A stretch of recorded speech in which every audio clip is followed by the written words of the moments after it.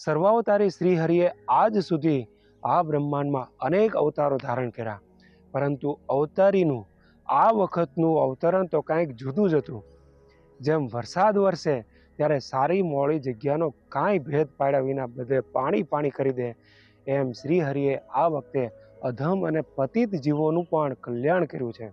અરે વેરીનું પણ કલ્યાણ કર્યું. અનંત જીવોને પોતાના ધામમાં પહોંચાડવાનો પોતાનો સંકલ્પ હતો, એટલે નાત જાત કે પાપ કાંઈ એની સામું જોયું જ નહીં, અને પોતાના અલ્પ સંબંધમાં આવ્યા એનું પણ પ્રભુજીએ કલ્યાણ કર્યું છે. એકવાર શ્રીજી મહારાજ વડતાલમાં બિરાજમાન હતા. ઉત્સવ સમયો ચાલતો અને દેશ દેશથી અનેક ભક્તો પધાર્યા હતા. આખો દિવસ સરસ મજાની કથા વાર્તાની હેલી ચાલતી હતી.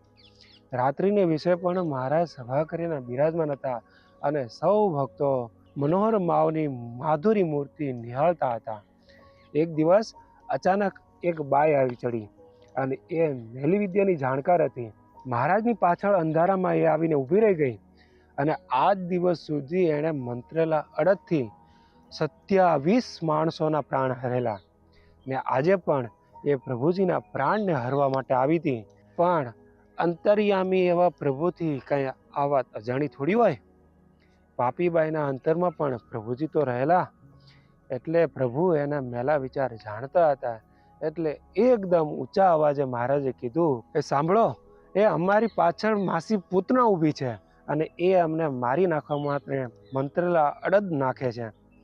અમે તો પરમેશ્વર છીએ, તે અમને કાંઈ થવાનું નથી. એ આ અડદ શા માટે બગાડતી હશે? અને આવું જ્યાં સાંભળ્યું ત્યાં બાઈ તો ચોંકી ગઈ. એના આખા શરીરમાં કાળી બળતરા ઉપડવા માંડી.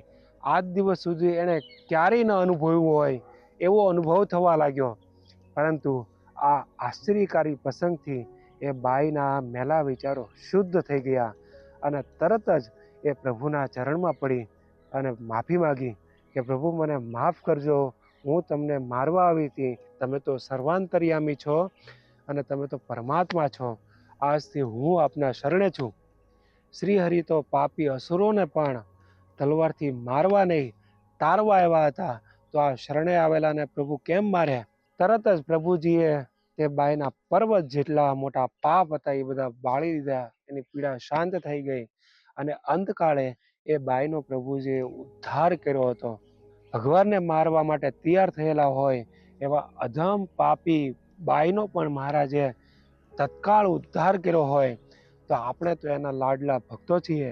અરે એમની આજ્ઞા પાળીએ છીએ, એમનું ભજન કરીએ છીએ, એમના સંપ્રદાયની સેવા કરીએ છીએ, તો પ્રભુ તો ઉદ્ધાર કરશે ને કરશે જ. માટે આપણે પણ એવા અધમ ઉદ્ધારક પ્રભુનું દ્રઢ શરણું રાખીએ અને ભગવાનમાં ખૂબ પ્રેમ કરીએ, સ્મરણ કરીએ. જય સ્વામિનારાયણ.